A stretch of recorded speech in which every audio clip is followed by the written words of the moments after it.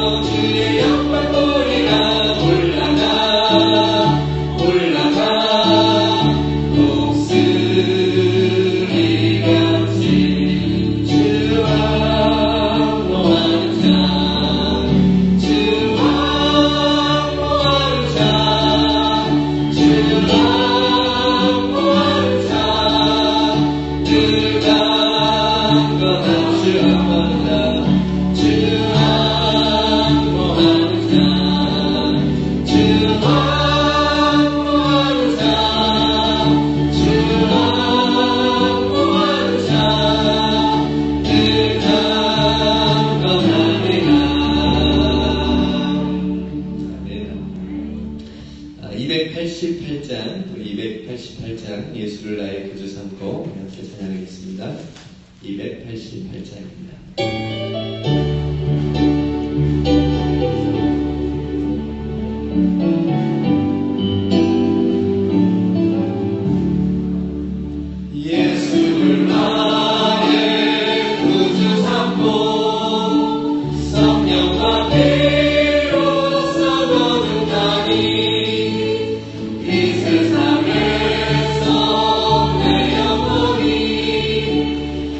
하늘의 영광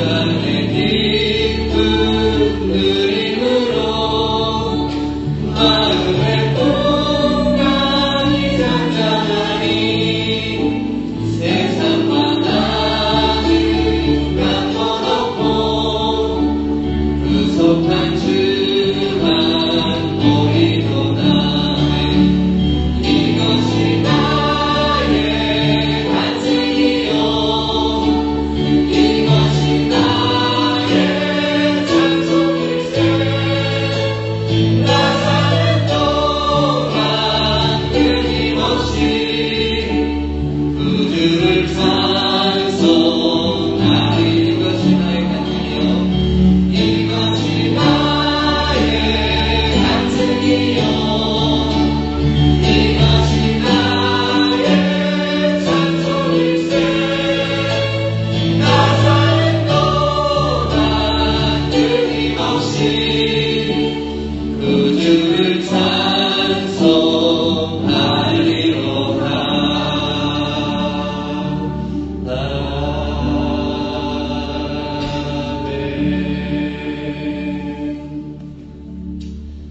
양장로님 모시겠습니다. 오셨네요.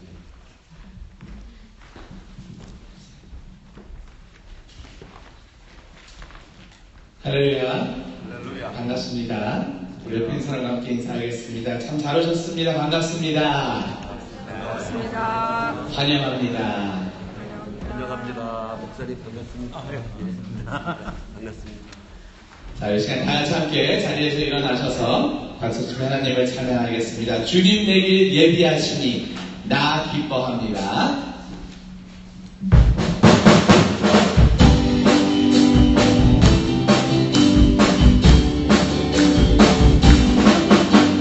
주님 내길 예비하시니 나 기뻐합니다.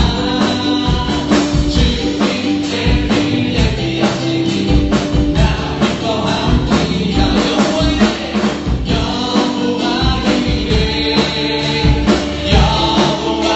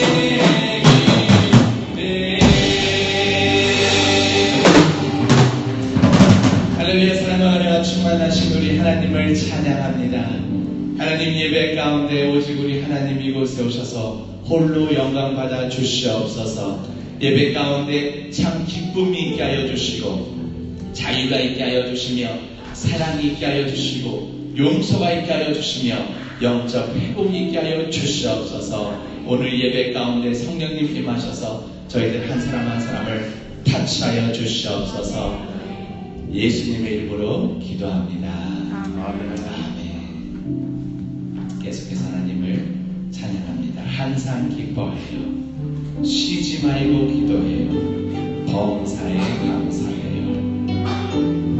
찬양하시겠습니다.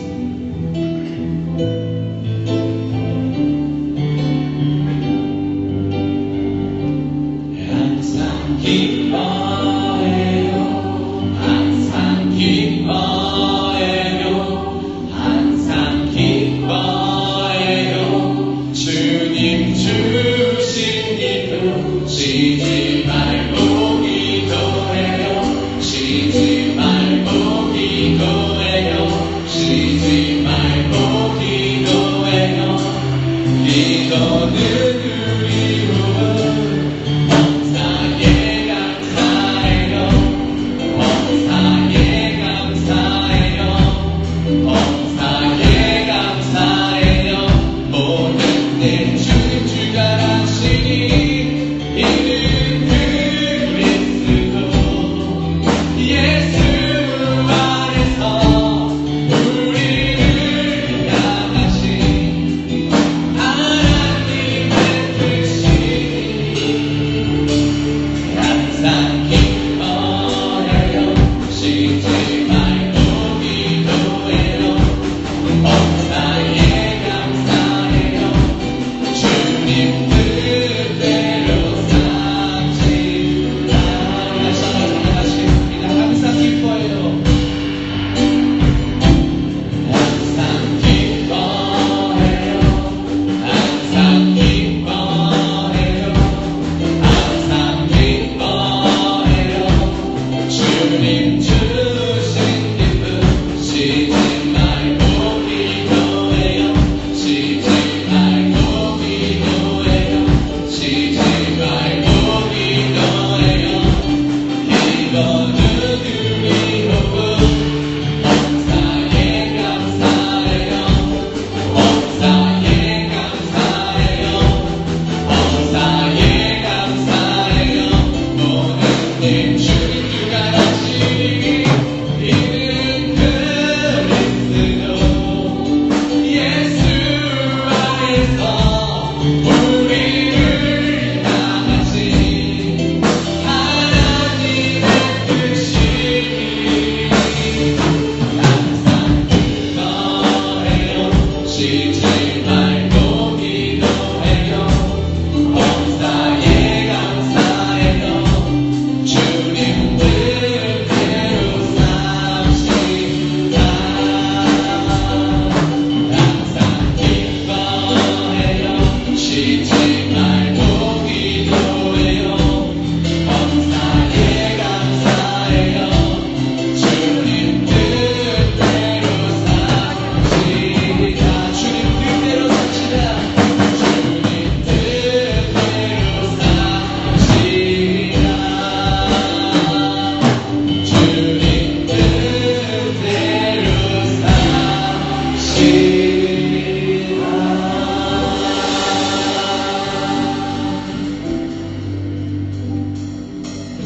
사랑의 하나님, 오늘 우리 마음에 우둔한 귀를 열어주셔서 주님의 마음을 듣게 하시고 시대를 향한 주님의 비전과 꿈을 깨닫게 하셔서 우리에게 주어져 있는 소중한 하루하루의 삶이 주님의 영광을 드러내는 삶이 되게 하여 주시옵소서. 예수 그리스도의 이름으로 간절히 기도드리옵나이다. 아멘. 오늘 하나님 말씀을 같이 한번 보겠습니다. 하나님 말씀은 신약 성경 누가복음 19장입니다. 누가복음 19장 37절에서 40절까지 말씀을 제가 읽어드리겠습니다. 누가복음 19장 37절에서 40절까지의 말씀을 읽어드리겠습니다.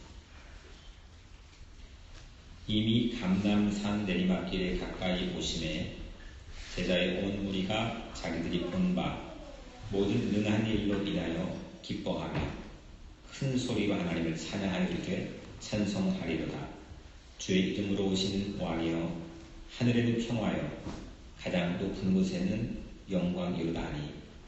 세상의 악의 권력과 악한 영에 의해서 하나님 평화의 소식이, 하나님의 사랑의 복음이 이 땅에 편만하게 펼쳐지는데 우리 입술과 우리 마음을 닫게 만드는 많은 상황들이 있습니다.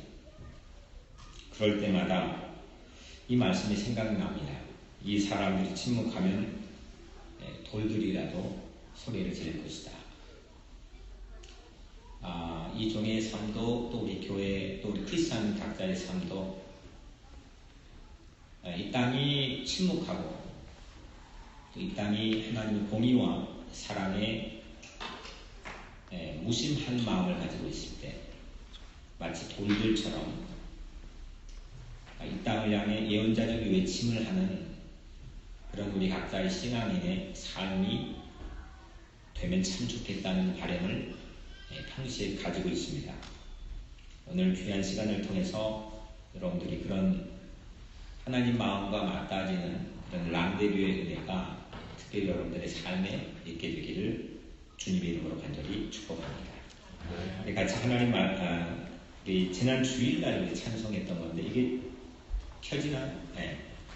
우리 찬양 한 곡하고 오늘 게스트 스피커로 오신 분을 소개하는 시간을 갖겠습니다. 정의가 강물처럼, 평화가 들불처럼, 사랑이 햇빛처럼 하나님 주신 생명보도며 같이 찬양을 해드리겠습니다.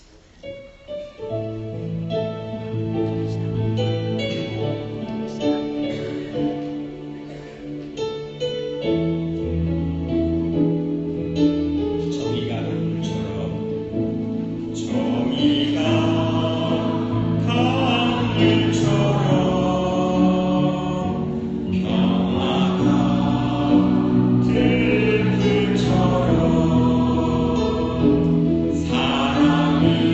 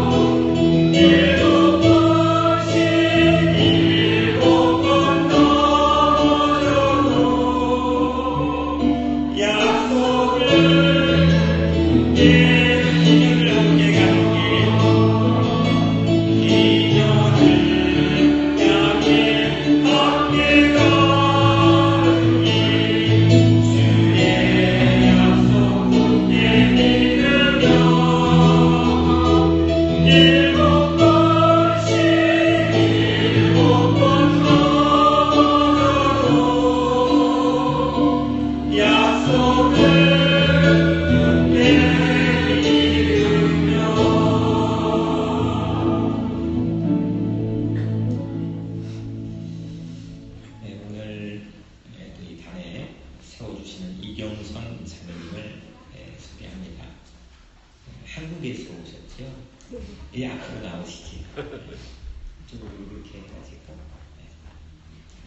네, 정말 먹기가 힘드시면 정말.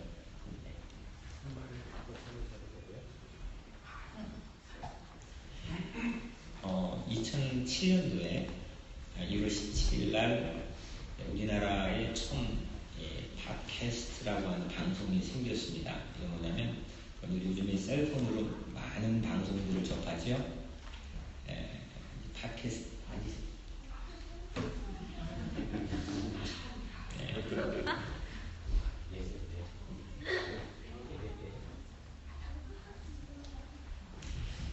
팟캐스트는 아시는 분 있겠지만 아이패드와 브로드캐스트의 합성어입니다. 그래서 조그만한 여러분들 휴대용 영상을 통해서 방송을 시청할 수 있는 아주 혁명적인 발상의 전환이고 오늘날 시대의 중요한 아이콘처럼 시대의 여론들을 잡아가고 그런 아주 중요한 컨텐츠입니다. 거기에 우리나라에 처음으로 처음으로 팟캐스트 방송을 시사적인 그런 내용으로 진행을 해서 저도 이제 주로 시청을 하는데 한국에서 아주 가장 인기를 받고 있는 그런 아주 유명한 분입니다. 이렇게 팬층이 보통 매일 하나요? 매일? 거의 화수목 거의 매일인데 한 15만 명, 10만 명 정도가 거의 매일 이분이 하는 입에서 하는 얘기를 듣기 위해서 관심을 갖고 시청을 합니다. 지금 이 방송도 우리 지금 교회에서 드리는 것도 생방송으로 지금 한국뿐만 아니라 전 세계 한 미니멈 2,000명에서 4,000명 정도가 이 지금 여러분들이 생방송을 한국에서도 전 세계 시청을 지금 하고 있습니다. 특별히 제가 지금 잠깐 물어보니까 예배 안에서 한 건 처음이죠.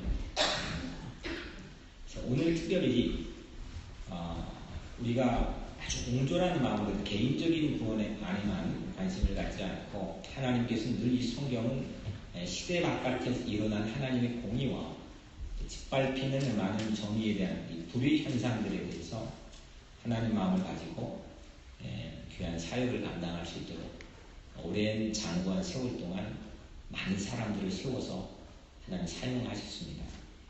오늘 특별히 오늘 이경선 자매님 한국은 이름은 많이 안 알려져 있는 걸로 알고 이름이 망치부인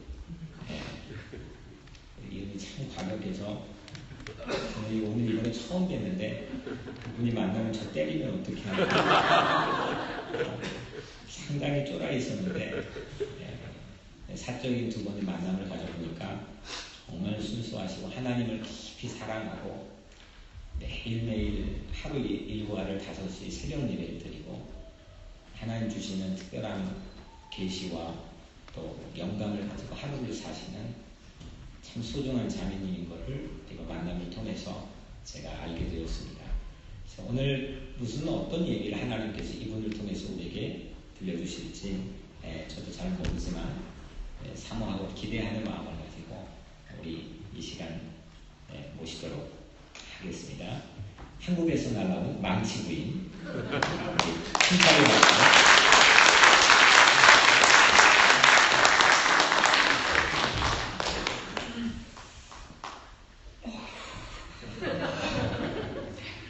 제가 당 위에 선 것은 태어나서 처음인지라 혹시 떨더라도 양해 양해를 부탁드립니다. 반갑습니다.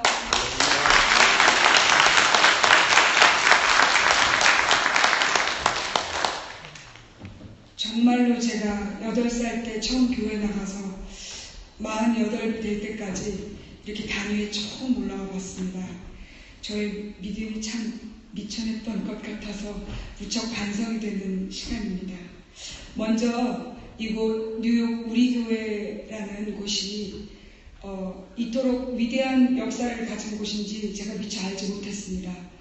뉴욕 우리교회의 전신인 포레스트 힐 장로교회 시절에 이곳에 헬렌 켈러와 앤 설리반 선생님이 신앙생활을 하셨던 곳이다. 그 부분에서도 제가 참 깜짝 놀랐는데, 그보다 더 대단한 것은 80년대에 영국한 독재 시절에 그 군부 독재로부터 도망쳤던 김대중 대통령의 이 위축된 그 어깨를 풀어주고 하나님 안에서 자유함으로 그 정치적인 발언을 할 수 있는 기회를 열어주신 82년 그 퀸즈 강당 신앙 간증 집회를 도모하신 분들이 이 교회 분들이라는 이야기를 듣고 내가 미리 알았으면 못 왔다. 하나님께서 제가 출발하기 전에 안 가르쳐 주셨어요. 제가 너무 충격받아서 심장마비 일으킬까봐. 이렇게 귀한 자리에 미천한 저를 불러주신 여러분께 진심으로 감사드립니다. 할렐루야. 먼저 많은 분들이 제 이름이 망치부인이라는 것 때문에 많은 선입견을 갖고 계십니다. 사실 이 망치부인을 많은 분들은 이렇게 토르의 망치라든가 아니면 대형 해머로 알고 계시는데, 사실 제 망치는 영화 쇼생크 탈출이라는 데 보면 아주 작고 보잘것없는 망치가 나옵니다. 그런데 그 주인공이 아주 억울한 그 누명을 쓰고 감옥에 갇혀서 19년 동안 그 종신형을 사는데, 그 과정에서 그 작은 망치로, 아무도 의심하지 않았던 그 작은 망치로 벽을 뚫고 탈출을 합니다. 근데 이 망치를 만약에 주인공이 끝까지 가지고 가서 벽걸이에 걸어놨다면 저는 망치부인이라는 이름을 사용하지 않았을 텐데, 주인공이 이걸 버립니다. 그래서 제가 대한민국의 억울하고 답답한 이 감옥에 갇혀있는 대한민국 국민들을 나의 작은 이 몸이 부서질 때까지 노력해서 탈출시킨 뒤 잊혀지고 싶다라는 뜻으로 망치부인이라는 이름을 사용하고 있습니다. 그래서 할렐루야. 저를 또 보자마자 겁내시거나 왜 망치는 없어요? 이런 말씀 안 해주시면 감사하겠습니다. 많은 분들이 그렇게 오해를 하시더라고요. 일단 그래서 이제 제가 그러면 왜 도대체 망치부인이라는 삶을 살게 됐는지 길고 긴 설명을 드리겠습니다. 시간은 40년 전 8살 때였습니다. 제가 이제 동네 친구들이랑 골목을 누비면서 놀던 어느 날 이렇게 제가 넘어지게 됐는데요. 이때 넘어진 이유가 뭐였냐면 동네 복학다는 할머니라는 당시 우리들 사이에서는 마녀라고 불리웠던 존재가 있었습니다. 지저분한 머리에 꼬란 그 등허리를 가지고 다니면서 아이들 중에 뭔가 이렇게 문제가 있는 애들의 손바닥을 갈라서 기름기를 제거해주면 애들이 경기가 멎는다는 아주 흉측한 민간요법을 행하는 그런 할머니였는데, 그 할머니가 뜬 거예요. 그래서 전속력으로 아이들이 달렸죠. 근데 그때도 저는 발이 작았고 넘어졌습니다. 그래서 손바닥에 빠졌어요.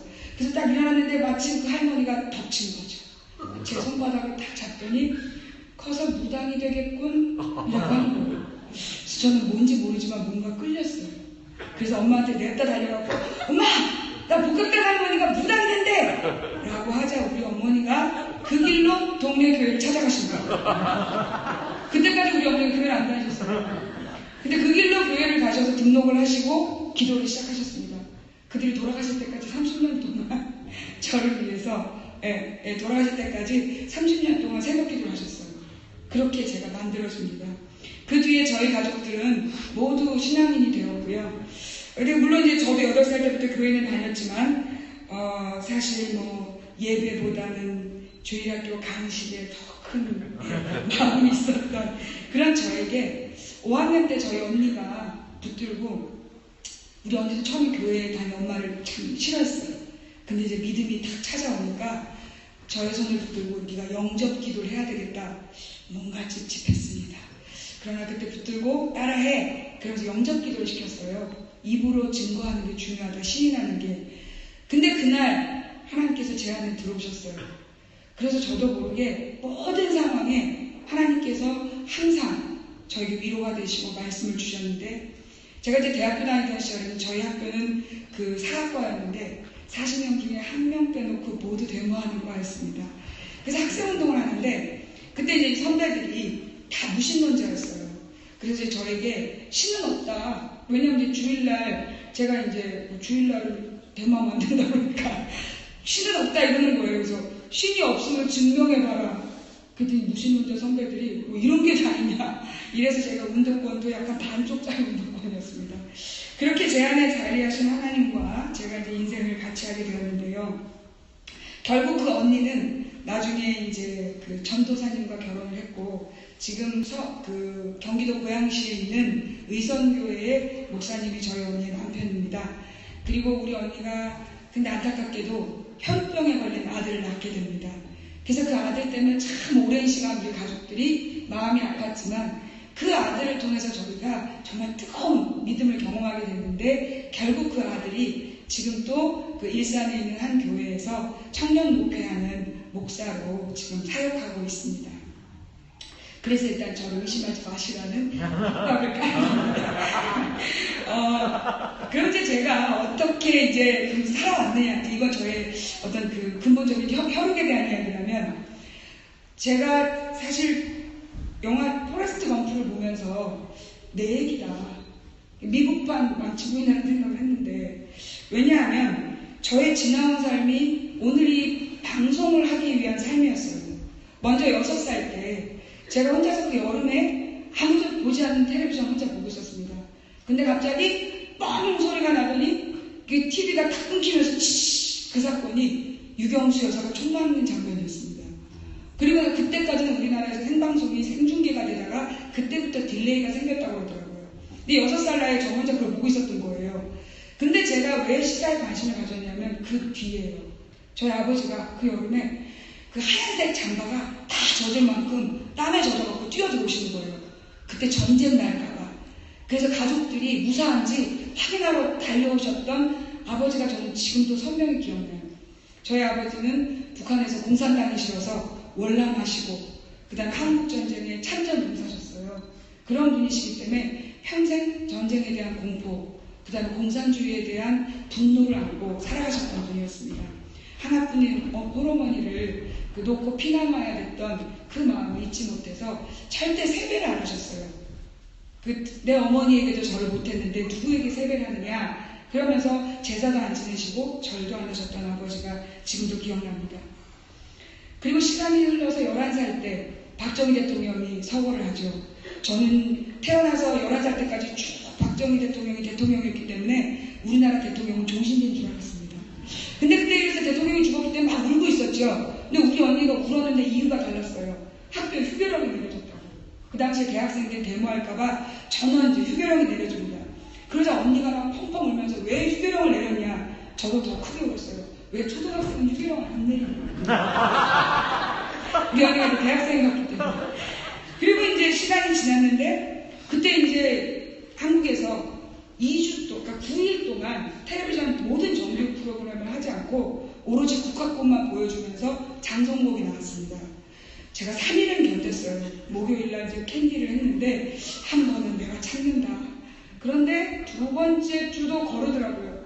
그때 제가 아무리 대통령이 죽어도 그렇지 어떻게 캔디를 2주나 미루는가. 저는 11살 때부터 그래서 반정부 얘기를 걷거든요. 그리고 시간이 흘러 다음에 이제 제 12살이 80년이었어요. 그때 우리 언니는 새벽에 5시에 나가서 도서관에 가서 공부를 하고 밤늦게까지 공부하고 오는 공부에 굉장히 막 매여있는 사람이었어요. 그래서 제가 이제 염려를 했죠. 근데 어느 날 언니가 5월 달에 지금 광주에서 군인 경찰이 그 광주 시민들을 죽이고 있다. 임산부의 배를 가르고 처녀의 젖가슴을 도려내고 있다는 얘기를 하는 거예요. 그래서 제가 뉴스를 유심히 봤습니다. 그런 얘기가 없더라고요. 그래서 저는 우리 언니가 미쳤구나. 정상이 아니다. 하도 그렇게 공부 열심히 할 때 내가 알아봤다. 그러면서 우리 엄마한테 약밥이라는 걸 해주라 그랬어요. 되게 영양식이었기 때문에. 그래서 우리 엄마가 저를 막 째려보면서 약밥 했던 기억이 납니다. 근데 그러고 나서 며칠 뒤에 MBC 방송을 봤는데 광주에서 간첩들의 선동으로 소요 사태가 있었고 군인경찰이 무사히 진압했으니 국민 여러분은 동요하지 마라. 그리고 유언비어가 돌고 있는데 그 유언비어에 동요하지 말라는 얘기가 나오는 거예요. 그 순간 우리 언니가 했던 말이 맞았구나. 저는 나이 12살 때 뉴스를 믿지 않게 됐습니다. 시사 용지였던 거죠. 저는 그때부터 9시 뉴스를 87년까지 안 보게 됐습니다. 믿지 않았기 때문에. 어려서부터 뉴스를 쭉 보다가 80년 5월에 끊었어요. 근데 87년 왜 듣게 됐느냐? 저희 어머니가 그 당시에 심장병이 심하셔가지고 서울대병원에 입원을 하셔서 우리 엄마가 이제 임종 봐야 된다. 돌아가신다. 그래서 임종을 보러 갔는데 안 돌아가신 거예요. 돌아오는데 갑자기 뻐벅 그러더니 차 안에 막 뒤집어지는 거예요. 그때 이제 최루탄이 터지면서 60항쟁을 경험하게 된 거죠.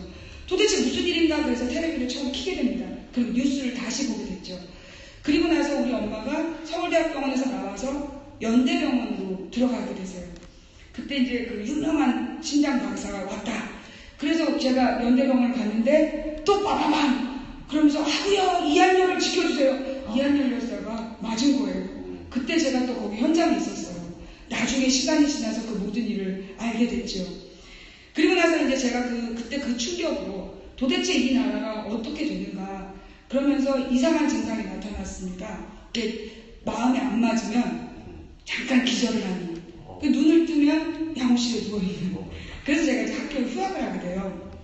그리고 나서 복학을 했는데 어느 날 친구들이 저한테 언니라고 하거든요. 복학생이니까 언니 우리 텔레비전 봐도 돼요? 그런 거예요. 그때부터 갑자기 자습을 해가지고 참 우연이죠. 켜봐라 켰더니 노무현 대통령이 소리를 막 지르고 있는 거예요.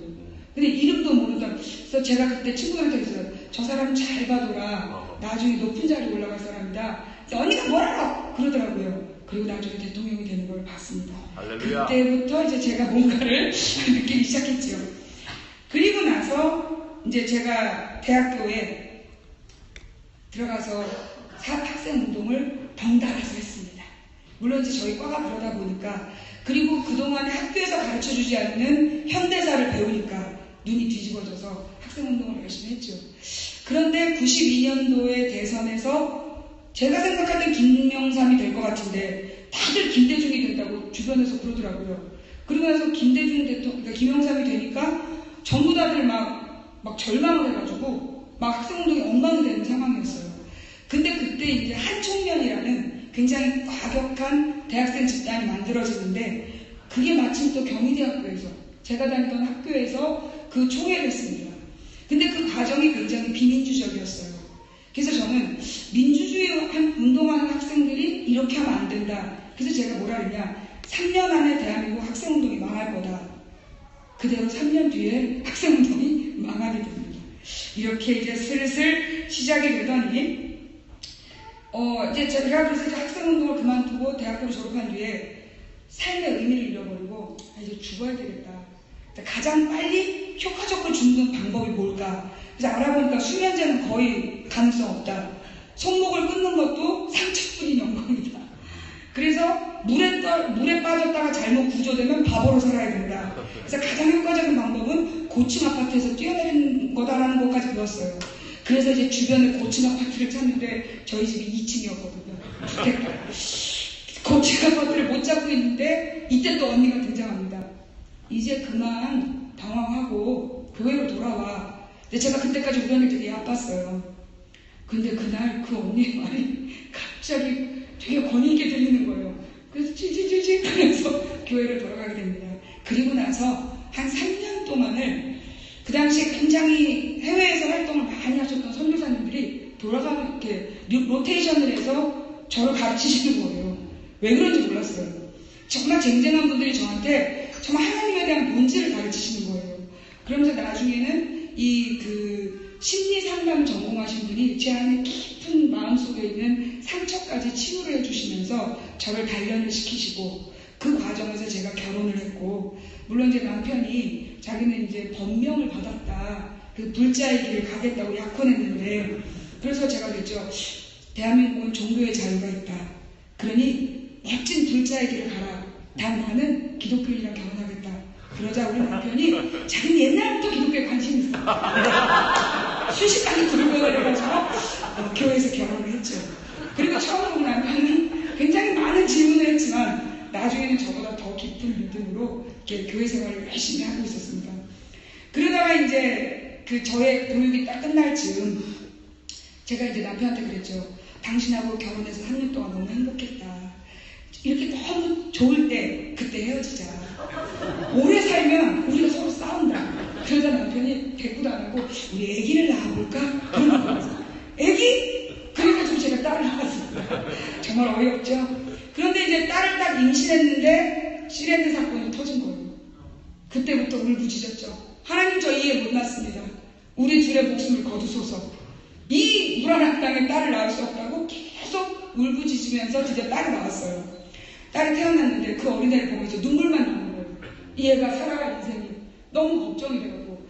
그래서 이제 확 울고 있는데 하나님이 그때 처음으로 하나님의 목소리를 들었습니다. 네가 키우냐? 내가 키우지. 그때 제가 울음을 멈추게 됩니다.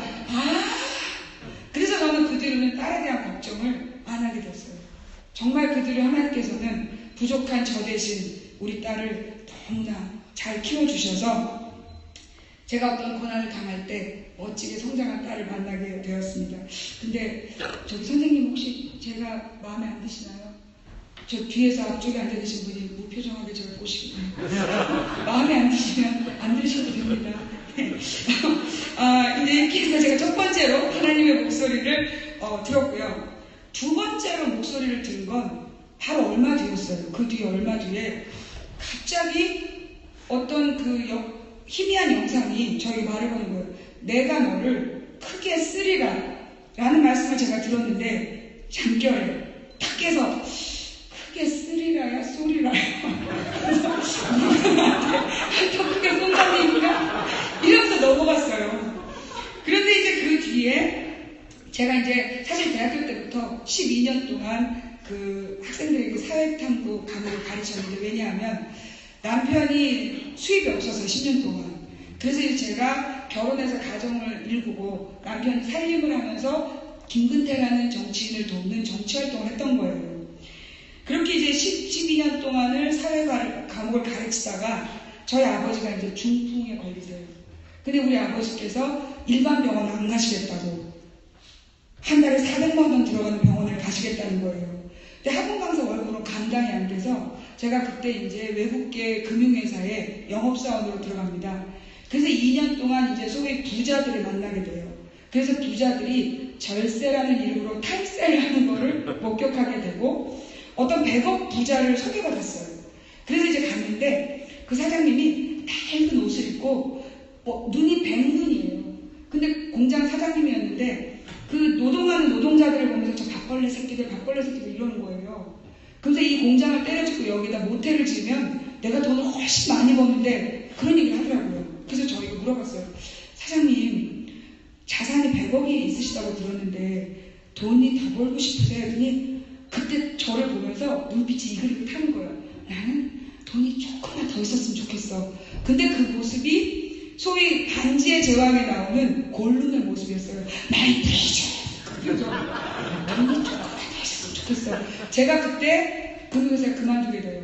내가 여기서 계속해서 부자들을 만나고 돈을 아무리 많이 벌어도 내가 돈을 벌수록 저 모습이 되겠구나. 그래서 딱 끊었는데 그때 이제 제가 돈을 1,000만 원 벌어서 500만 원 쓸 때였습니다.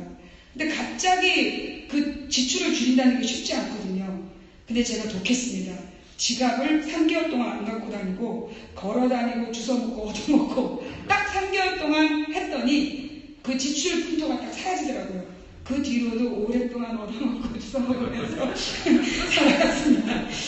그러면서 이제 그 뒤에는 무슨 일이 있었냐면 그 마지막 즈음에 노무현 대통령이 탄핵을 당하게 돼요. 어느 날 그 금요일날 이제 구역 예배를 마치고 왔는데 우리 동생이 울고를 누르면서 언니 대통령이 탄핵 당했어? 뭐? 그래서 제가 그때 이제 그때 처음 네티즌이라는 게 됩니다.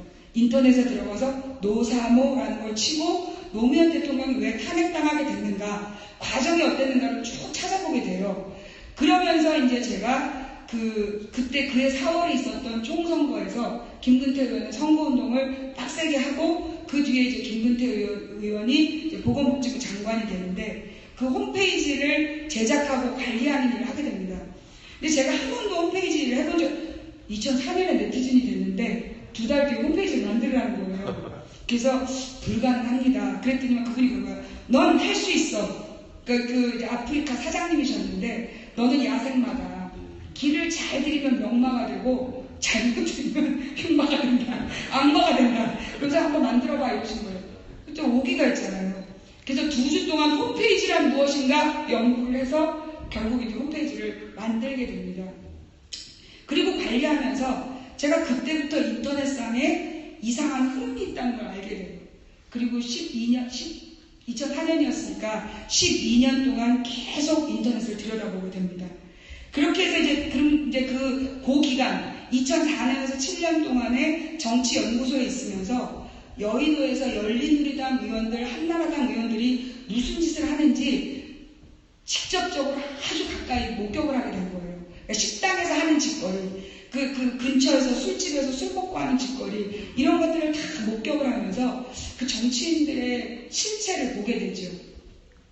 그렇게 이제 준비가 딱 됐습니다. 그러다가 이제 문제 37, 그 해에 제가 이제 김근태 의원을 위한 온라인 조직을 만든다고 막 돌아다니고 있었어요. 1시간 자고 막 하루에 지방을 뛰는, 막 마산 갔다 오고 다음날 목포 가고 이런 식으로. 그러다가 37살 어느 날 졸음운전한 거예요. 눈을 딱 떴는데 160km로 가드레일을 향해 돌진하고 있는 제 자신을 발견합니다. 그래서 순식간에 브레이크를 밟으면서 핸들을 틀었는데 차가 도는 거예요. 이렇게 돌았으면 죽었을 텐데 이렇게 돌았어요. 그러면서 딱 돌고 근데 그 순간 제가요, 정신을 바짝 차리자. 그러면서 근데 그 짧은 시간에 저의 인생이 싹 지나가더라고요. 37년이 3초도 안 걸렸어요. 그렇게 짧게 인생을 딱 봤는데 죽는 상황이었죠. 근데 딱 정신을 차리고 보니까 여기가 램프예요. 고속도로에서 빠져나가는 램프에 차가 멈춰있더라고요. 그리고 나서 이 고속도로를 딱 보니까 제 타이어 탄 자욱한 연기 사이로 트럭과 버스들이 수십 대가 지나가는 거예요. 그래서 모두 크락션을 울리는 거예요. 너 때문에 죽을 뻔했다. 그 순간 제가 차문을 내리고 손을 흔들었죠. 미안해. 근데 그때 깨달았어요. 나는 오늘 죽었다. 그리고 오늘부터의 삶은 하나님 거다. 언제 데려가시든 내가 순종하리라. 그래서 그때부터 왜 이럴까? 부끄러워. 뭐 좀 주세요? 아, 여기 있나요? 네. 그러면서 이제 제가 떠는 사람이 아닌데 손이 막 부들부들 떨리고 있어요. 그때 제가 그런 생각했습니다. 가라면 가고 서라면 서고 죽으면 죽으리라. 그리고 나서 38살에 아프리카 TV라는 걸 만나게 됩니다. 그때까지 우리나라에서 개인이 시사방송을 하는 건 인터넷으로 녹음을 해서 올리는 라디오 방송들이 다였어요. 근데 이제 그게 2004년에 노무현 대통령 탄핵 때 확 인기를 끌고, 그리고 2007년이 됐을 때는 거의 다 죽어버린 상황이었어요. 근데 그때 이제 2007년 1월 17일부터 제가 인터넷 방송을 시작을 했고, 그리고 이제 처음으로, 근데 이제 제가 인터넷 방송할 때 어떤 마음이었냐, 당시 많은 시사 방송들이 다 정치학 박사, 교수가 나와요. 그래서 일단 언어가 고급져. 그러다 보니까 사실은 이 대한민국의 민주주의는 더 무식한 대중들이 알아야 되거든요. 공부하지 못한 무식한 사람들도 알아듣는 시사여야 되는데 너무 어려운 지식인들의 것이었어요. 그래서 제가 저작거리에서 짐을 나르던 사람도 내 방송을 들으면 이게 그런 얘기구나 라는 걸 알게 하겠다. 더 이상 자기는 무식해요 라는 말 안 하게 하겠다 라고 시작을 했습니다. 근데 그러려면 그분들의 정서에 맞아야 되거든요. 그래서 제가 어떻게 했냐, 욕을 써서 외웠습니다. 이빨을 뽑아 짤짤이라고, 손가락을 분질러 윷놀이라고, 광화문 내거리 사실을 묻고, 그 뒤는 이제 상태, 그거를 제가 이제 외운 거예요. 그래서 대한민국에서 왜 일본에서 독립했느냐, 그냥 일본에 계속 식민지였으면 지금 우리가 경제대국 일본이랑 같이 갔을 텐데 왜 독립했냐는 사람들이 그때 인터넷을 장악하고 있었어요. 제가 그들에게 이빨 뽑고 손가락 던지는 그 욕을 날마다 날리면서 이제 아프리카에 정착을 하고, 그 다음에는 사람들이 저한테 막 욕을 하는 거예요. 왜냐면 그때 이제 인터넷에서 익명성을 근거로 해서 사람들이 이제 다 마음에 상처들이 많으니까 욕들을 하더라고요. 근데 그때 제가 교회에서 심리상담을 받으면서 배웠던 그 마음을 치유하는 법, 그걸로 인생상담을 하게 돼요. 그래서 그때 저한테 욕을 했던 많은 친구들이 소위 20대 뭐 초중반이었는데, 그 IMF 때, 그때 실업자가 된 아버지, 그래서 노래방으로 몸을 팔러 갔던 어머니를 보고 자란 청년들이었어요. 그러니 그들의 마음이 찢어질 대로 찢어져서 세상을 향해서 계속 욕을 하고 있었죠. 그러면서 막 그 알코올 중독에 시달리는 아버지한테 날마다 두들겨 맞는 그런 아들들, 그런 사람들이 저한테 전화를 하는 거예요. 그럼 제가 그랬죠. 그 사람이 욕하는 건 네가 아니야. 자기한테 욕하는 거야. 그 사람은, 아버지는 양복 입고 출근하던 그때로 가고 싶은데 그게 안 되는 거야. 네 앞에 멋진 아버지로 될 수 없어서 너한테 욕을 하는 거야. 라고 이제 눈물을 흘리면, 그때 그 청년들이 갑자기 저를 이해하게 된 거예요. 그래서 그 뒤로 사람들이 이제 저한테 막 어떤 공격을 하면 그때 저한테 욕했던 청년들이 어디선가 나타나요. 그래서 저를 도와줍니다.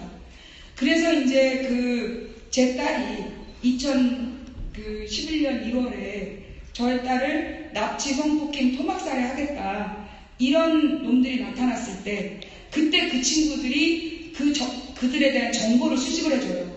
그게 나중에 결국 국정원 직원들이었다는 게 밝혀지는 계기가 됩니다. 그렇게 제가 이제 아프리카 방송을 하게 된 거예요. 근데 이제 처음에는 이제 쉽지가 않았지만, 문제는 뭐냐면, 이렇게 이제 아프리카 생방송을 시작했더니 하나님께서 생방송 중에 개입을 하시는 거예요. 난 하고 싶지 않은 말을 자꾸만 하시는 거예요. 그러면서 엉뚱한 예측들을 막 말도 안 되는 얘기를 하시는 거예요. 예를 들어서 그 2011년 8월이었는데, 그때 이제 이정희의 민노당과 그 다음에 유시민의 국민참여당이 합당을 하는 논의가 있었어요. 너네 합당을 하게 되면 그 민노당의 모든 조직이 드러날 거고 첫 번째 희생자가 이정희가 될 거다라는 얘기가 제 입에서 나가는 거예요. 2011년 8월에. 그 제가 그 말을 해놓고 이제 내일 방송 접어야 된다. 이게 왜 뜬금없는 얘기냐. 그런데 그 얘기가 2012년 3월 이정희 문자 사건으로 실행이 됩니다. 그 다음에 이제 2012년 1월 15일에 그 야당의 전당대회 과정을 제가 그렇게 하면 안 된다. 이렇게 되면 야당이 과반수 못하고 대선도 질 거다. 그리고 무엇보다 내가 잡혀간다. 그러니 나는 더 이상 방송할 수 없다. 그러면서 2012년 1월 15일에 방송을 접었습니다. 그런데 이제 그때 문재인 후보 지지자들이 협박 전화를 하는 거예요. 그러면서 나중에 저한테만 하는 게 아니라 우리 인재근 의원님이 김근태 의원님 상을 치르고 얼마 안 됐는데 계속 망치면 방송하게 하라고. 그래서 그 인재근 의원이 내가 지금 상 중이다. 너 방송하라고 전국에서 항의가 빗발친다. 이런 얘기를 듣는 거예요. 그래서 제가 방송을 열긴 열어놓고 이제 거의 폐업이었죠. 뭐 그냥 대충 해놓고 일주일 동안 제방만 하는. 근데 그때 하나님께서 너 왜 그러냐 이러시는 거예요. 그래서 제가 그랬죠. 제가 이 목소리가 원래는 이러지가 않았는데 2008년에 그 광우병 문제가 터지면서 하루에 12시간씩 한 달 방송을 하니까 목이 나간 거예요. 그리고 나서 그 2009년 2월 달에 이제 성대 결절이다. 6개월 동안 말을 하지 않아야 목이 되돌아올지도 모른다. 이런 진단을 받아요. 근데 그래서 3월 달부터 4월 달까지 2달을 쉬었는데 어느 날 5월 첫째 주에 갑자기 방송을 하고 싶은 거예요. 그때 이제 노무현 대통령이 뭐 논두렁에 금시계 버렸다. 이런 사건들로 노무현 대통령이 너무 당하고 있을 때였어요. 근데 이제 제가 사실 2007년에 노무현 대통령 비판하는 방송을 했어요. 왜냐? 제가 가르쳤던 사회책에 대한민국의 모든 언론은 정치 권력, 경제 권력을 감시하고 비판할 의무가 있다고 했기 때문에 노무현 대통령도 제가 비판을 한 거예요. 그리고 같은 기준으로 이명박 박근혜 대통령도 비판을 했던 거죠. 근데 우리 아프리카에서는 이제 방송을 하면 시청자들이 후원을 합니다. 별풍선이라는 후원을 해요. 그럼 그걸 500개를 모아서 3만 원으로 환전할 수 있는 거예요. 노무현 대통령 때 한 번도 못했습니다. 3만 원을 못 받았어요.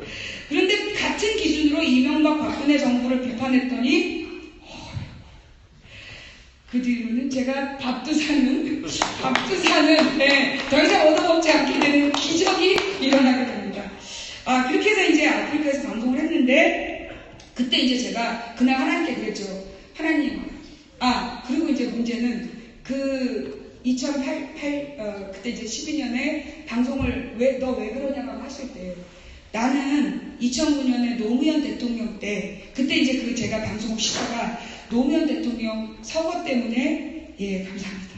노무현 대통령 서거 때문에 제가 방송을 하면서 그때 이제 목을 포기했어요. 5월이었는데 6개월을 더 쉬어야 되는데 내가 목이냐 방송이냐 그래서 이제 목을 버리고 방송을 선택한 거예요.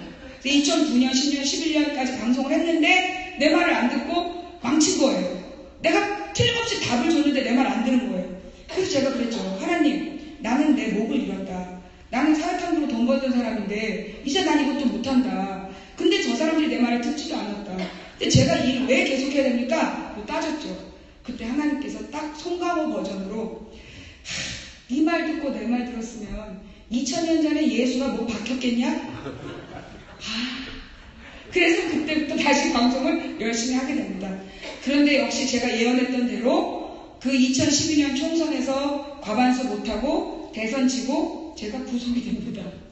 구속이 됐는데 제가 구속될 때 많은 사람들이 제가 이제 물어봤어요. 선거법 위반으로 뭐 허위사실로 선거법 위반했다고 제가 이제 기소가 된 거예요. 근데 그것도 기소 안 된다더니 기소가 됐고 그래서 제가 변호사한테 물어봤죠. 아는 변호사한테 다 물어본 거예요. 나 이걸로 그때 법정 구속이 될 것 같은 마음이 분명했거든요. 나 이걸로 법정 구속되지 않느냐. 변호사들이 비웃는 거예요. 야 이걸로 네가 구속되면 신문에 나 구속되고 신문에 났습니다. 그래서 이제 허위사실 유포로 잡혀 들어갔는데 3개월 지나니까 사실 적시죄라는 걸 걸어가지고 저를 풀어주더라고요. 그리고 나서 대법원에서 보통은 6개월이 걸린다던 선고가 2달 만에 확정이 됩니다. 그래서 제가 전과자가 돼요.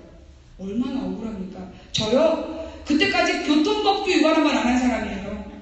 실정법을 어긴 적이 없어요, 제가. 그런데 전과자가 된 거예요. 그래갖고 이제 그때 또 파업을 하죠. 돌아 누웠어요.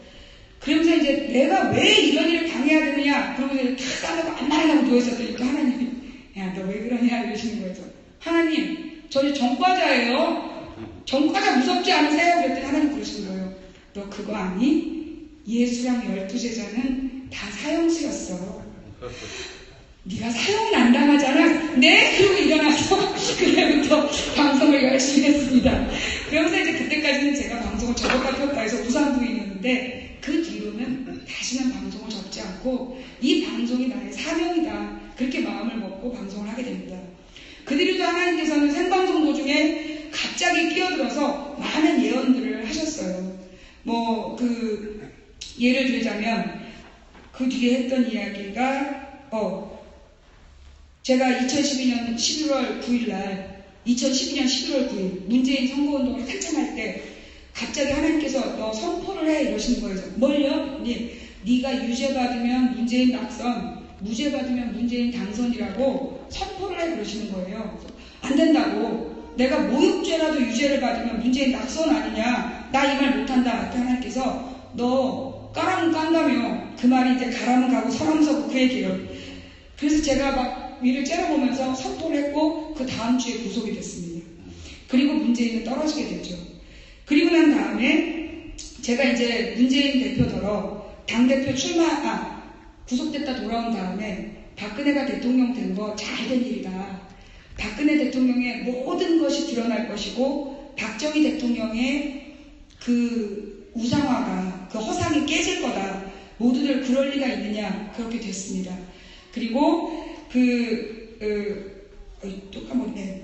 문재인 대표가 당대표 출마하면 안 된다. 그러면 그 당이 호남대 비호남으로 깨질 거다. 근데 무시하고 됐고 결국 문재인 대표가 아주 고난을 겪게 되죠.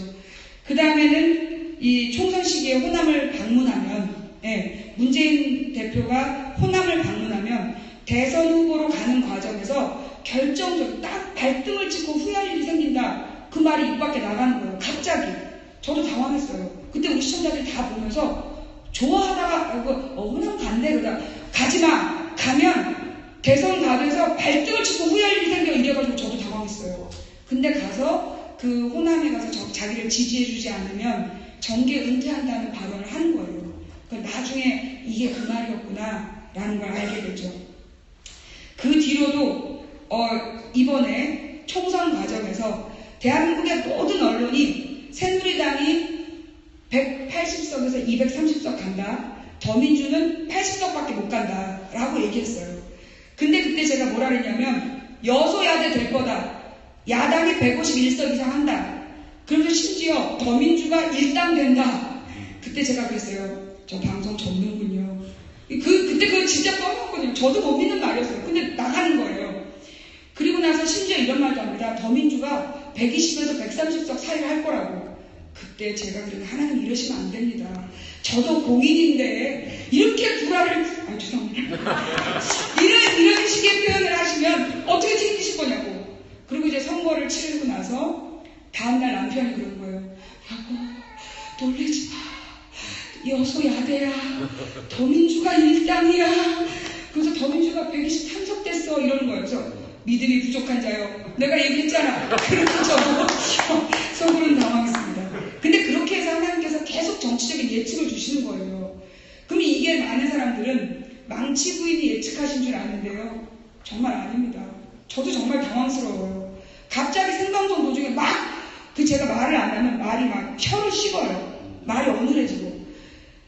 그러면서 하나님께서 자꾸 개입을 하시니까 어느 날 그리고 또 방송 중에 뜬금없이 또 하나님이 직접 말씀하세요. 막 믿음을 가져라고 회개해라 이런 얘기를.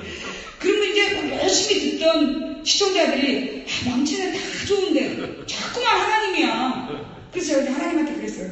하나님 제가 이 장사를 오래 하려면 하나님 아무 데나 끼어들면 안 된다. 그래서 도대체 나한테 왜 이러시냐고. 제가 진짜 진지하게 그렇게 물어봤어요. 다른 사람도 많고 나보다 유명한 사람, 말 잘하는 사람들 많은데 나한테 왜 이러세요? 그래서 따졌더니 하나님이 내가 다른 애들한테도 같은 메시지를 줬어. 근데 걔네들은 씹더라. 근데 너는 약간 네가 꼴통기질이잖아. 시키면 시킨 대로 다 얘기를 하니까 내가 너를 쓰는 거야.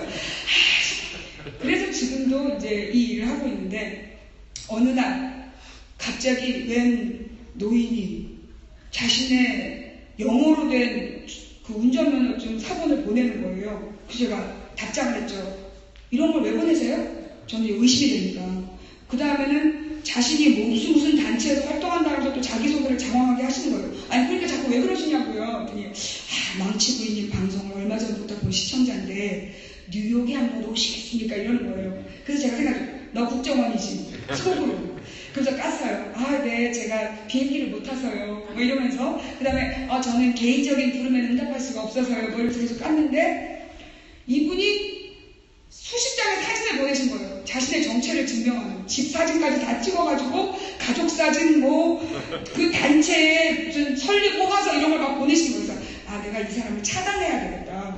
이렇게 시달리면 내가 어떻게 사나. 그러면서, 근데 차단을 해야 되는데 사진을 다 못 봐가지고, 차단을 못하고 생방송을 킨 거예요. 그래서 사드에 대한 얘기를 한참 하고 있는데 하나님께서 네가 가라 미국 이러시는 거예요. 네? 제가 그래서 근데 딱 생각이 나요. 그럼 설마 그 뉴욕이 그거? 그래서 제가 이제 바로 방송 끝낸 다음에 이충범 장로님께 메일을 보냈죠. 지금도 마음이 안 변, 왜냐면 제가 아주 모질게 5번을 거절했기 때문에 마음이 변해 있을 줄 알았습니다. 지금도 그 마음이 안 변하셨다는 거예요. 그래서 이제, 근데 알지도 못하는 어르신이, 그것도 이제 호텔을 구해주는 것도 아니고 집에 와서 자라는 거예요. 죄가 국정원이 틀림없다. 그래서 가고 싶지 않다. 하나님 그러시는 거예요. 너 가라면 가고, 서라면 서고, 죽으면 죽는다며. 그래서 이제 오기로 한 거예요. 그래서 제가 도저히 못 믿겠, 그러니까 그런 거예요. 그래. 이춘범이라는 사람이 사는 건 알겠다. 그래서 이제 심지어 조원태 목사님이 설교 영상까지 보내는 거예요. 그래서 내가 그래, 그 교회가 있는 것도 알겠다. 그런데 그 인물이 진짜 나한테 한지 어떻게 알아? 그래서 2년 전에 제가 미국에 왔을 때 만났던 저게 머리 하얀 김상수 선생님께 부탁을 했어요. 그래서 가봐라. 진짜 이준범이라는 사람이 있는지, 그리고 진짜 나를 추측했는지 한번 가봐달라. 그래서 맞다! 본인이 만나셨다라고 인증을 해주셔서 제가 오게 된 거예요. 근데 사실요, 제가 굉장히 의심이 많아요. 국정원 직원들이 수시로 집을 들락거리고 제 딸을 뭐 납치, 성폭행, 토막살이 하겠다고 그런 놈들이 있었는데 제가 몽땅 고소를 했습니다. 그런데 아무도 처벌받지 않았어요. 그럴 때 도대체 왜 이럴까? 근데 나중에 알고 보니까 끝까지 추적을 했더니 3년 동안을 포기하지 않고 추적했더니 국정원 직원이라는 게 알려졌고 그 국정원 직원을 결국은 국정원 직원을 잘라냈고 그 직위에 해제시키고 그리고 법정에서 2번의 유죄 판결을 받아냈습니다. 민간인 최초로. 물론 제가 한 건 아니에요, 사실. 저는 하나님께 맡겼죠. 하나님의 딸한테 그랬다고. 저는 사실은 좌익교수라는 국정원 직원에 대해서 잊었어요. 왜냐? 제가 인생을 살아오면서 보니까 내가 누군가를 미워하고 있으면 그 사람이 더 잘 되더라고요. 그래서 저만 점점 얼굴이 나빠지는 거예요. 근데 어느 날 제가 그 미워하던 사람을 딱 잊었어요. 그리고 나서 저는 정말 영적인 자유함을 얻었죠. 그리고 얼마 뒤에, 몇 년 뒤에 그 사람이 너무너무 끔찍한 일을 당했다는 소식을 듣게 됐어요. 제가 그때 그 사람한테 복수를 하려고 여러 가지 고민을 했는데 제가 할 수 있는 복수라는 게 고작 고소해서 벌금 50만 원? 그게 다였어요. 근데 그는 그 뒤에 너무 처참한 일을 당했더라고요. 그때부터 저는 미운 사람이 있으면 너 큰일 났다. 우리 하나님이 가실 거다. 그러면서 제가 딱 잊어요. 그러면 정말 하나님이 움직이셔요. 전 사실 잘릴 줄은 몰랐어요. 잘리더라고요. 그리고 정말 좌익교수가 유죄 판결 2번 받을 줄 몰랐어요. 그것도 실형 유죄 판결을 2번 받더라고요.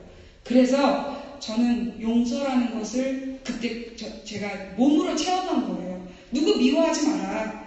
그 사람을 딱 잊는 순간 하나님의 복수가 시작된다. 내가 그 사람 미워하고 있는 동안은 내 안에 있는 악한 마음이 그를 더욱더 번성하게 한다.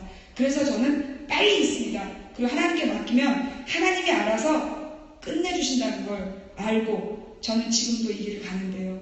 사실 미국으로 출국하기 전날 검찰에서 오라고 그러더라고요.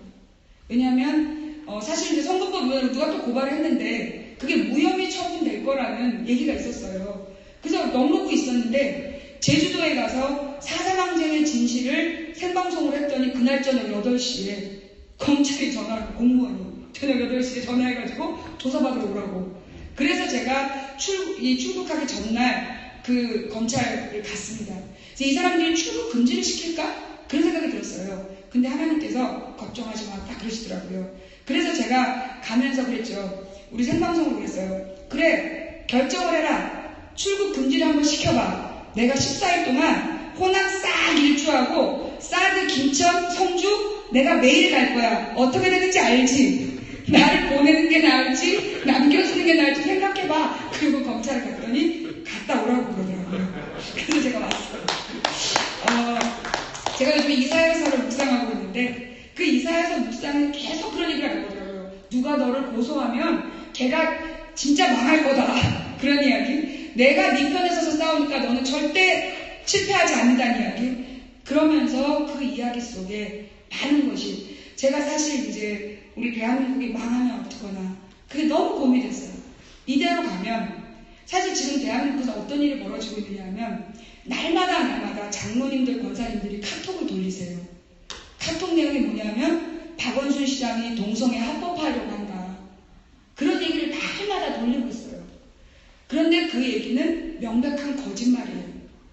원래 우리나라에 동성애는 합법화되어 있습니다. 그래서 동성애자들이 감옥 가지 않아요. 그리고 박원순 시장이 동성애를 합법화할 리가 없습니다. 그런데 장로님, 권사님들이 날마다 100명에게 전파시켜 주십시오 이러면서 카톡을 돌리는 거예요. 근데 그분들이 누구냐? 큰 대형 교회에 다니는 장로님, 권사님들이에요.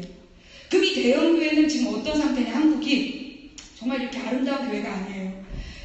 뭐 몇십억을 대출을 받아요. 몇십억 대출을 받아서 큰 바벨탑을 짓습니다. 그래놓고 그 대출금을 갚기 위해서 부자 신도들의 요구에 맞는 설교를 해요. 그래서 절대 품꾼에게 품삯을 제때 주라는 말이라든가 가난한 자를 핍박하지 말라는 말이라든가 그런 말들 안 해요. 뭐라고 얘기냐? 감사하세요. 용서하세요. 그 다음에 이 세상의 모든 권력은 하나님이 세운 권력이니까 순종하세요. 그런데 김대중 노무현은 빨갱이에요. 날마다 그러고 있어요. 제가 느낀 건요. 대한민국이 1980년대까지는 반독재 투쟁의 중심이 교회였어요. 근데 90년대에 김영삼 장로가 대통령이 된 다음에 모든 교회들이 대형화가 되면서 그때부터 교회가 탐욕이 지배하는, 한마디로 하나님의 자리에 헌금이 자리를 차지하게 되고, 그러더니만 헌금을 많이 내는 신도들을 불러 모으는 인기 있는 목사님들이 하나님보다 높아지더라고요. 그래서 신도들이 하나님은 안 믿는데 목사님은 믿어요. 말 잘하는 목사님, 돈 많이 걷는 목사님을 믿고, 더 웃긴 건 나중에 장로님들이랑 목사님이 권력 투쟁을 합니다. 그 다음에 어떤 일이 벌어지냐 하면 장로님들이 편을 갈라서 목사님들을 서로 자기가 믿은 목사를 담임 목사 시켜야 된다고 화장실에서 장로님이 목사님을 패가지고 그게 신문에 나는 그런 일들이 지금 대한민국에 벌어지고 있어요. 많은 사람이 정치가 부패해서 대한민국이 어렵다고 그러는데요. 저는 아니라고 생각합니다. 90년대부터 대한민국의 이 교회의 중심의 십자가가 아니라 헌금이 자리한 다음 그때부터 대한민국은 무너지기 시작했습니다. 한마디로 탐욕이 지배하는 대한민국이 된 다음, 그리고 교회에서 정말로 양심과 하나님의 목소리를 전하지 않게 된 다음부터 대한민국이 무너지기 시작한 거예요. 그래서 지금 우리가 이명박 대통령을 뽑을 때 그때 박근혜 후보 캠프에서 이명박이 전과 14범이다 그런 주장을 합니다. 그거 대대적으로 보도가 됐어요. 그런데 찍었어요. 이명박이 되면 아파트값 올라간다고. 그리고 모두 아파트값이 반토막 됩니다. 그렇게 이명박 대통령이 국가 예산을 박살을 내놓고 정치를 엉망으로 만들었는데 박근혜 대통령을 또 뽑았어요. 자기 아버지처럼 대한민국 경제를 살릴 거라고. 그러면서 박근혜 대통령을 뽑고 지금 독재 치하에서 치를 떨고 있어요. 그게 지금 대한민국의 모습입니다. 그러면서 지금 박근혜 대통령의 경제정책이 계속되는 과정에서 지금 대한민국이 경제적으로 굉장히 어려워졌어요. 그래서 지금 제2의 IMF가 올 거라는 전문가들의 진단이 계속 나오고 있습니다. 거기다가 미국에서 무시무시한 무기를 갖다 놓는다고 해서 주변에 중국과 러시아가 한반도를 정조준한다 이런 얘기들이 들리고, 심지어 제가 오기 전에는 대대적인 지진이, 지금 400 몇십 회의 경주는 지진이 나고 있는데 경주에 원자력 발전소가 10몇 개가 있어요. 그러니 지금 대한민국 국민들은 이제 우리 망하는구나, 하나님이 우리를 버렸구나, 그런 마음을 갖고 살고 있어요. 그래서 제가 너무나 무겁게 묵상을 하는데 이사야서 말씀 읽어보신 분들은 아시겠지만 하나님께서 이 백성을 버리지 않으셨다. 그동안 너희들이 그 하나님을 버리고 소위 돈이라는 우상을 섬겨서 다른 사람들에게 너희들을 맡겼지만 이제 되찾아오겠다. 그리고 훌륭한 지도자를 보내겠다. 한마디로 메시아 예언이잖아요. 훌륭한 지도자를 세우시고 이 땅을 재건하시겠다. 그 말씀을 계속 읽게 하시는 거예요. 그러면서 네가 미국에 가서 할 말이 있다. 그러면서 저를 보내신 거예요. 영어 못해요. 한국말로 하라고. 그러면 다 통역해 주실 거라고. 설마요. 그랬더니 이춘범 장로님께서 별명이 이영어. 그래서 제가 이춘범 장로님을 모시고 월요일에는 UN 본부 앞에 가서 세계 평화, 진정한 평화에 대한 이야기를 할 거고요. 금요일에는 백악관 앞에 가서 민주주의에 대한 이야기를 할 생각입니다. 제가 지금 대한민국과 이 미국을 오기 전에 어떤 미국의 교포를 만나게 됐어요. 이제 한인을 만났는데 그분을 통해서 공화당을 지지하는 한인들의 속마음을 다 알게 된 거예요. 그러면서 이제 느낀 게 뭐냐면 지금 이 한국 교인들이, 그분도 믿는 신앙인이에요. 근데 한국의 교인들이 민주주의를 부정하더라고요. 독재 정치가 왜 나빠? 왕권도 독재고 하나님의 왕권을 세워야지 라고 얘기하고, 그러면서 또 민주주의자들은 하나님을 부정해요. 그런데 제가 아이들에게 가르쳤던 민주주의는 소위 이 민주주의란 제도가 나온 건 천부 인권 사상, 하나님께서 모든 인간은 누구든지 예수를 믿으면 평등하게 구원을 주신다는 말씀에서 시작된 자유와 평등으로 비롯된 게 민주주의다. 그래서 민주주의라는 건 하나님을 버리고 존재할 수 없다. 그럼 왜 그가 존엄하냐? 당신이 왜 존엄하냐? 내가 왜 존엄하냐? 내 안에 하나님이 계시기 때문에. 즉 저 사람 안에 하나님이 계시기 때문에 저 사람은 무조건 존엄하다. 그게 민주주의인데 대한민국에서 민주화 운동을 하는 사람들이 신을 부정해요. 하나님의 존재를 부정하면서 민주주의를 얘기하니까 철학이 없는 민주주의가 되는 거예요. 형식이 남고 투쟁만 남는 거죠.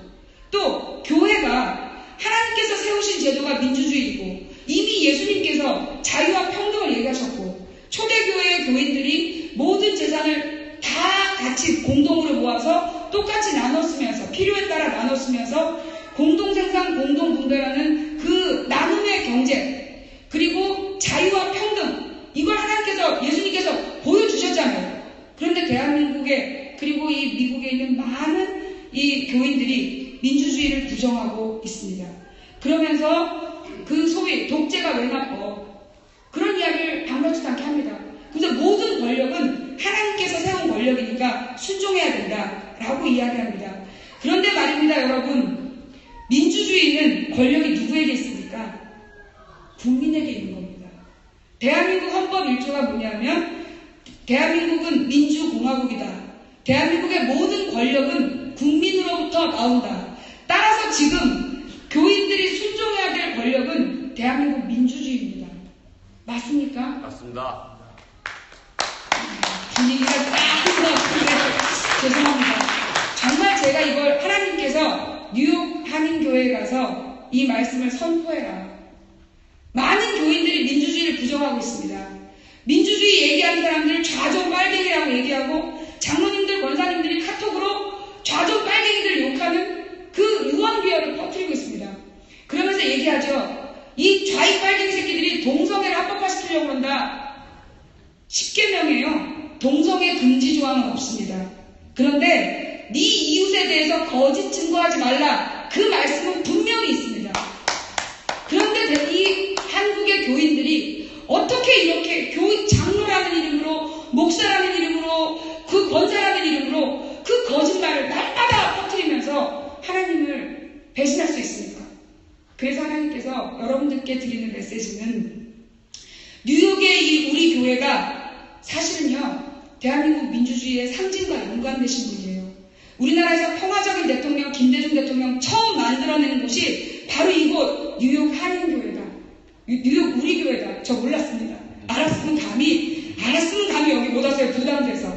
그런데 이곳이 그런 곳이라는 걸 제가 알고 왜 저를 여기 부르셨는지 알 것 같아요. 제가 와서 조사해 보니까 뉴욕의 많은 한인들이 사실 한인 중에서도 부유한 사람들이 뉴욕 일대에 거주하고 그래서 새누리당을 지지하고 그래서 민주주의자들이나 그 사회운동하는 사람들을 빨갱이라고 욕을 하는 그런 문화가 되어 있다. 근데 저희는 미국 동부는 자유에 지식인들이 많고 그들은 자유를 사랑한다. 그게 허상이라는 걸 제가 여기 와서 알았어요. 하나님이 저를 보내신 이유가 그거였구나. 여기 뉴욕 우리 교회가 다시 한번 뉴욕에서 민주주의의 횃불을 부활시키라고 그 말씀을 선포하라고 저를 이곳에 보내신 거라고 저는 생각합니다. 맞습니까? 부담스럽게 드렸다면 대단히 죄송하고요. 사실 저도 이런 말 하면서 민망합니다. 그런데 저는 늘 방송에서 이런 얘기를 합니다. 강자와 약자 사이에 중립은 없다. 왜? 저는 사실 몰랐어요. 성경에 계속 나오더라고요. 믿는 자는 무조건 약자 편을 들어야 된다고. 억압받는 자 편을 들어야 된다고 성경에 나와 있더라고요. 그래서 약자와 강자 사이에 중립은 없다. 그건 강자 편이다. 가해자와 피해자 사이에 중립은 없다. 물대포 쏜 자와 물대포 맞아 죽은 자가 있다면 우리는 모두 물대포 맞고 죽은 자 편에 서야 된다. 맞습니다.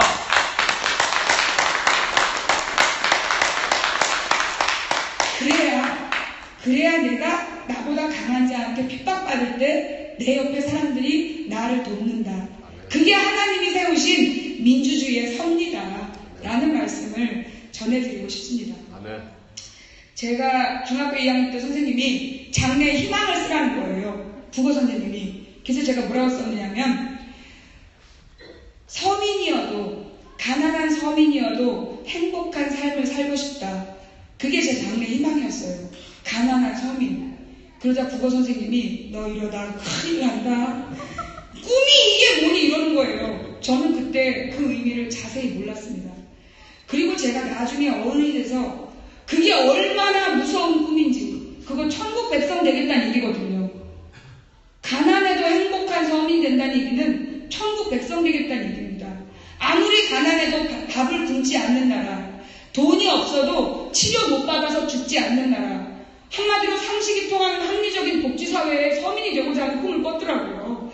얼마나 부담스럽든지 제가 그 얘기를 하면 사람들이 막 그게 되겠냐? 망치야? 그럽니다. 그럼 제가 이렇게 얘기합니다. 된다고 믿든 안 된다고 믿든 당신의 믿음대로 될 거다. 아멘. 한 사람이 꾸는 꿈은 꿈일 뿐이지만 100인이 꾸고 만인이 꾸면 현실이 된다. 아멘. 또 제가 여기서 바보진 자르고 이기기 어려운 싸움에서 지지 않는 단 하나의 방법은 싸움을 포기하지 않는 것이다. 우리가 가는 길은 어차피 만만하고 쉬운 갈만한 길이라서 가는 게 아니라 어렵고 힘들고 때때로 십자가에 달려 죽을 수 있지만 가야 할 길이라서 가는 거다. 그거 아닌가요? 맞습니다. 예수님의 제자의 삶이라는 게 그 성경에 나오는 것처럼 다윗 왕처럼 복을 주리라 영광을 주리라 그거 믿고 다니신다면 저는 그거는 가짜라고 생각합니다. 제가 이사야서를 읽으면서 깨달은 바는 그거예요. 고난이 없으면 영광도 없다. 예수님께서 왜 구원의 길이냐? 자기를 미워하는 적들을 위해서 십자가에 달려 돌아가심으로 용서를 몸소 보여주셨고 헌신이라는 걸 통해서 이 땅에 평화가 오는 법을 가르쳐 주신 것. 그러니 우리들더러 너도 죽을 각오 해라. 그게 제자의 길이다. 그러니 나보다 약한 자를 위해서 나를 비난하고 욕하지만 나보다 약한 자를 위해서 우리가 죽을 각오를 하면 천국이 바로 우리 앞에 오지 않겠습니까? 아멘. 여러분은 천국 백성이 되고 싶으십니까? 아멘. 오늘 혹시 저의 말씀을 듣고 여러분의 마음에 혹시 작지만 떨림이 있었다면 그건 하나님의 두드림이라고 이해해 주십시오. 그런데 혹시 오늘 방송에서 좀 오늘 이 간증에서 불쾌한 내용이 있었다면 그건 온전히 저의 잘못입니다. 저의 잘못을 용서해 주시고 잊어버려 주십시오. 그럼 하나님이 처리하십니다. 자, 지금까지 도봉구 창동산을 불려주고 망치부인의 어설픈 신앙 간증이었습니다. 들어주셔서 대단히 감사합니다.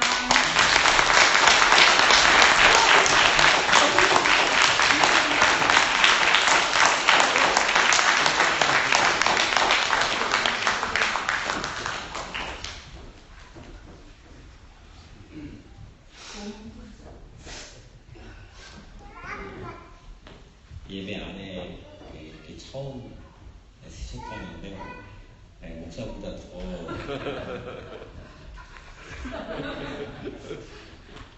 갈지를 하면 보통 이제 훌륭한 심포지엄의 농찬이라는 게 있는데 제가 이제 이분을 초청해 놓고 상당히 교회에서는 이례적인 시도이기 때문에 제가 이제 그 아프리카 TV의 영상을 몇 차례 봤어요. 근데 정말로 이렇게 그 신기가 있나 봐요. 생방송인데 생방송을 하는 중간에 내리는 말을 전혀 어울리지 않는 컨셉의 이상한 얘기들을 하는 걸 몇 번 제가 당황스러워요. 봤는데 오늘 이 발제는 아니지만 신앙 간증이지만 여기는 제가 논찬을 잠깐 저도 하자면 이 시대마다 하나님이 사용하는 여러 가지 통로들이 다양합니다. 1982년도에 뉴욕 우리 교회 전신인 포레스트 교회를 통해서 사형수였던 그래서 정치적 망명을 했던 김대중이라고 하는 한 인물을 입에 재갈을 물려놔서 우리 교단, 미국 장로교단이 스토니포인트에 가까운 데에서 2년을 정치적 가택연금을 받았는데 우리 교회에서 처음으로 퀸즈 칼리지에서 2~3천 명이 모이는 자리를 마련해서 처음으로 우리 여러분들 잘 아신 현해탄 간증 아시죠? 근데 그 정치적 얘기를 하면 안 되기 때문에 신앙 간증이라는 이름으로 현해탄 얘기를 처음 외부의 한 공식적인 자리가 우리 교회를 통해서 마련됐습니다. 그로부터 15년 후에 그분은 대통령이 되었죠. 오늘 2016년도에 장충당 공원에서 한 100만 명 몰고 다녔던 팬심이 있었던 정치적 리더였던 김대중 선생님이 1982년에 여기에서 입을 열었다면 그로부터 많은 세월이 흘렀지만 한국에 있는 한 이름이 익숙하지 않은 망치 부인을 이걸 세우셔서 저는 요 근래에 제가 한 설교를 포함해가지고 이렇게 속기 시원한 설교 처음 솔직히 제가 듣게 되었습니다. 앞으로 15년 후가 상당히 기대가 되었고 김대중 대통령은 한 국가의 제사장직을 하나님께서 임명해서 세웠다면 이분은 예언자구나. 예언자적인 스피릿을 갖고 있는 매우 드문 시대입니다. 모두 다 교육의 권력을 가지고 저를 포함해 사제들은 마치 중세시대처럼 이 시대에 변조된 면죄부를 판매해서 교회 권력을 더 높게 쌓으려고 하는데 많은 탐욕을 가지고 있습니다.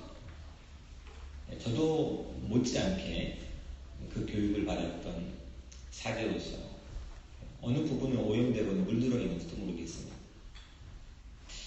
예언자는 제 지난 주일날 설교를 했지만 예언자는 자기가 한 말이 어떻게 이루어지거나 어떤 결과를 만들어내거나 또 어떤 어디언스들이 어떤 청중들이 듣느냐에는 전혀 관심을 두지 않습니다. 내가 어떤 말을 하느냐가 그 예언자에게는 가장 중요한 일입니다. 하나님이 주신 말 자체가 자기 삶의 가장 중요한 사건이 예언자들의 삶입니다. 우리는 그런데 이 말이 전해지면 어떤 프로젝트가 만들어지고 어떤 사건들이 일어나 어떤 사람들을 모이게 하고 어떤 어디언스들을 운집하게 하느냐에 상당히 많이 관심을 가는 시대에 살고 있습니다. 그만큼 예언자들의 정신을 가진 사람, 크리스찬들 가운데 희소합니다. 미국도 마찬가지고 한국도 마찬가지입니다. 오늘 하나님이 주시는 어떤 양심을 가지고 신앙 고백을 하셨다라고 저는 생각을 하는데 이 스피릿이, 이 영이 이 자리에 함께 앉아있는 여러분들 모두에게 아주 풍요한, 부요한 마음으로 내 마음, 영혼의 곳간에 풍성하게 쌓일 수 있는 그런 오늘 이 밤이 되었으면 좋겠습니다. 1982년 어느 날 밤이었는지 저는 그 현장에 없었기 때문에 모르지만 그날을 통해서 한 국가의 하나님이 세우신 제사장을 여는 첫 번째 또 중요한 문을 여는 시간이 되었다고 한다면 이 낯선 디아스포라 교포가 살고 있는 이 자그마한 교회 안에서 하나님이 분명히 행하시는 하나님이 움직이시고 일하시는 일들이 오늘 이 밤에 일어났다라고 하는 그런 뿌듯한 마음을 이 교회를 섬기고 있는 목사로서 갖게 됩니다. 그래서 오늘 수고해 주신 우리 이경선 자매님이 다시 한번 감사하는 마음으로 힘내라고 또 우리 박수 한번.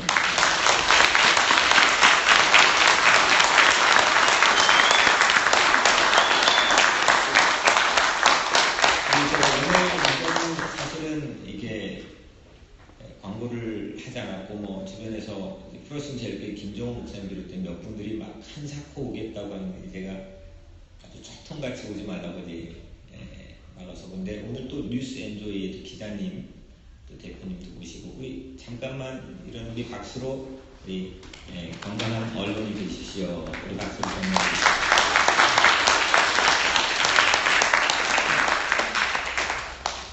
본래는 오늘 우리가 이제 외부 강사를 초청을 하면요 헌금을 걷습니다. 근데 헌금 걷지 말라고 그래가지고 오늘은 헌금이 없겠습니다. 그리고 오늘 우리 아까 불렀던 정의가 강물처럼 우리 마지막 찬양하고 오늘 모든 순서를 마치도록 하겠습니다. 우리 위에 틀어주시면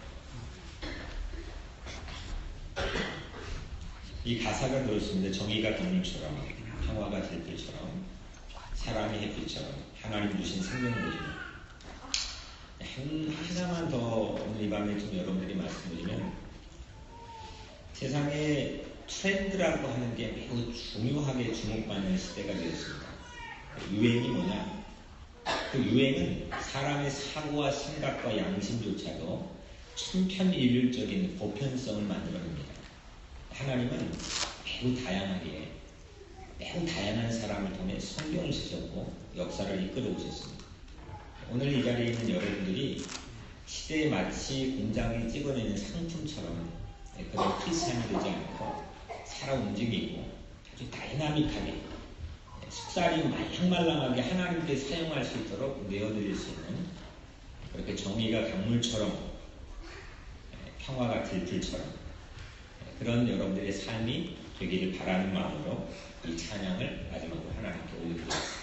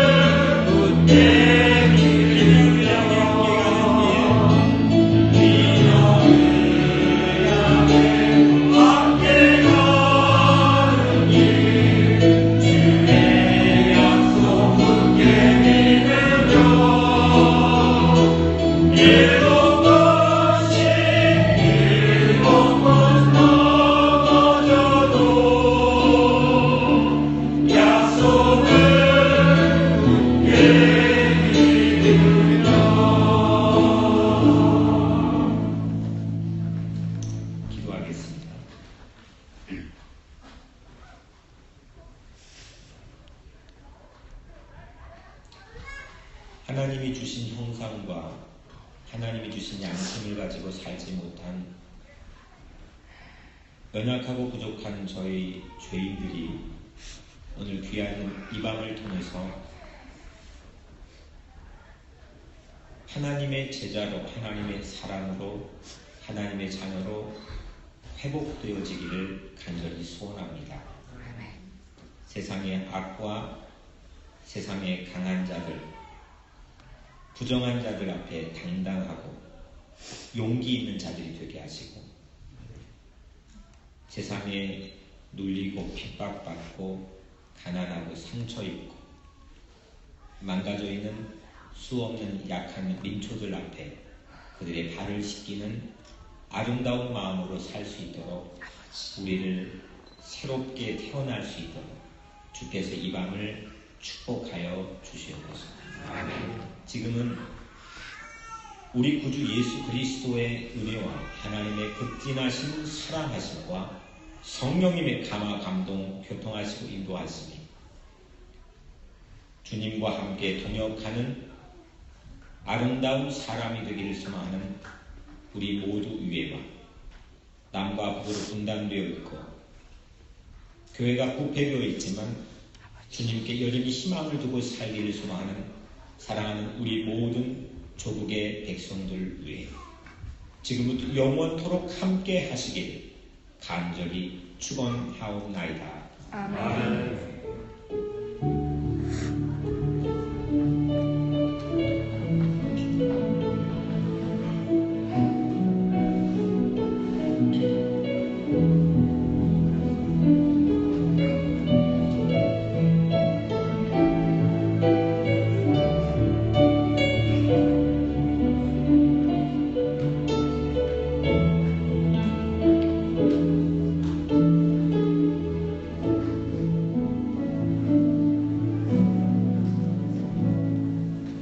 오늘 예배는 아마 유튜브에서 재방송으로 여러분 시청할 수 있을 것 같습니다. 우리 앞뒤 좌우로 인사하고 평안히 돌아가시길 바랍니다. 반갑습니다. 사랑합니다. 수고했습니다.